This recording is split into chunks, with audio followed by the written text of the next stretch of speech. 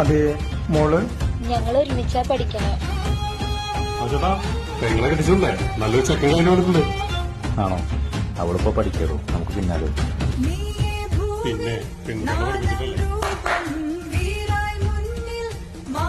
അവരോട് നാളെ വരാൻ പറഞ്ഞാല് അമ്മ കല്യാണക്കാരിയാണെങ്കിൽ പറയണ്ടാട്ടാ. കെട്ടണ്ടടാ.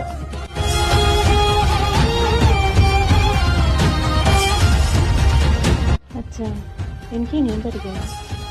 അതിനെന്താ, കല്യാണം കഴിഞ്ഞാൽ അവര് പഠിപ്പിക്കാന്ന് പറഞ്ഞിട്ടുണ്ടല്ലോ.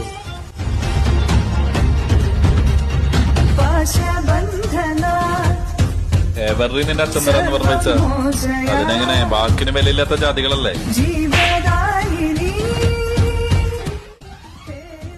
ചേട്ടൻ വിഷമിക്കണ്ട, എന്റെ പരിചയത്തിൽ വക്കീലുണ്ട്.